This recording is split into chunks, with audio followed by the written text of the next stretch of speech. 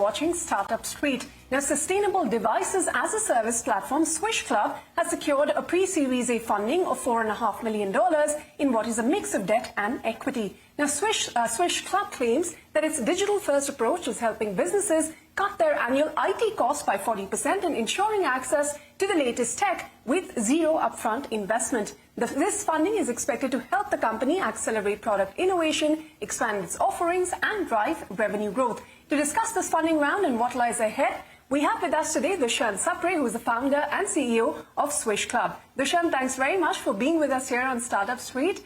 Tell us about this $4.5 billion funding round. Can you walk us through what this capital infusion is going to mean for Swish Club and how you'll deploy it? Absolutely, Ritu. Thank you for having me here. So this $4.5 million that we have brought in essentially allows us to accelerate our product development. Number one, that's I think most critical, given that we, unlike a lot of other startups, we are fairly young. We are just 1 year old. So product development, enhancing and developing more and more technologies for our customers is very critical at this juncture. That's our number one use. The second use is, of course, now as we are getting more and more customers, we need to essentially have more people, star salespeople who are coming in, engineering folks, engineering talent coming in, that allows us to essentially build and accelerate our product development efforts.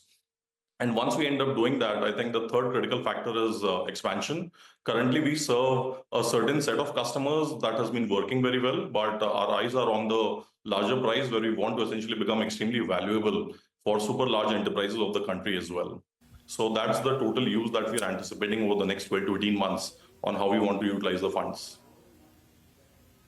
All right. You've also set yourself a target of reaching over 100 crores in annualized operating revenue run rate in the next 1.5 years or so. What are the key levers that are going to drive this kind of growth for the company?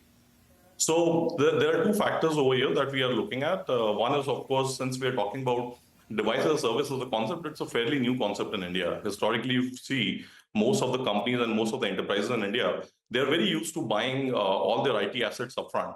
And what we see predominantly, sustainability and climate impact becoming a very big question mark for every company in their overall operating strategy.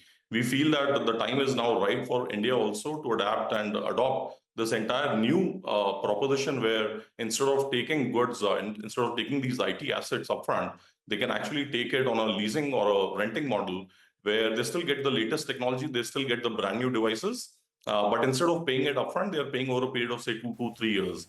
Now, coming to the part around the software part, I think software is where we feel we'll end up creating an extremely unique, differentiated feature for the customers. What we have seen so far over the last 1 year, every customer that we have spoken to is not only looking for devices, and gone are the days when device itself was good enough, right? And what we now see is that customers are looking for devices and are also looking for the software to come in together, which is why what we have done is we have built a lot of software in-house and bringing asset management portal, mobile device management, device cleaners, all bundled into one, which essentially takes away that entire headache of managing multiple partners. Well, speaking of building products, we understand you're looking at an agentic AI-powered device telemetry product, which you're looking to launch in April this year. What exactly is this product, and what is the kind of additional revenue this is going to unlock for the company? Yeah, that's a great question. So I think the way we see it, given AI has now become available and has become mainstream, we started looking at what can we do more for our customers in a much more fundamentally different way. And one of the big challenges that we see is that this entire concept of support, this entire concept of employees in different companies, I'm sure you and I have gone to our IT guy at some point of time and said, hey, look, my laptop is running slow. Can you do something about it? And we felt that what can we do fundamentally we can change so that this question does not exist ever. And that's where we see that we want to essentially automate and eradicate this entire concept of L1, L2 IT support that is given by companies to their employees. In order to do that, we have been able to build this telemetry product. What this telemetry product does is it essentially automates the entire support that is required for the employee. At the same time, it is able to help IT visualize and have a clean observability, a clear observability as well across their entire asset base to know which devices are working well, which devices are actually having an issue, and what kind of hardware is not functional anymore. At the same time, it also is able to create a unique score which helps CIOs essentially decide which devices I need to change and by when.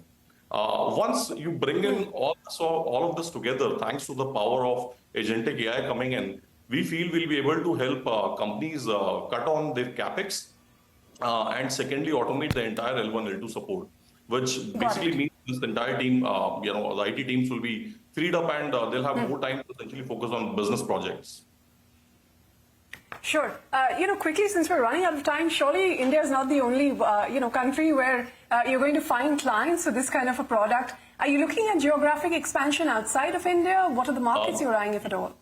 Yeah, absolutely. So see, I think given that we are all coming from India, we're based out of Bangalore, our first focus, fortunately, has been the fact that most of the larger organizations today have their IT teams based out of Bangalore. So that's a great advantage that we have in terms of getting us started from a telemetry standpoint. But gradually over time, we are definitely seeing that there are enough customers who are now calling us and asking us, can you expand into other adjacent markets? So we definitely see, and our eyes are there on Middle East and Southeast Asia at some point of time to expand.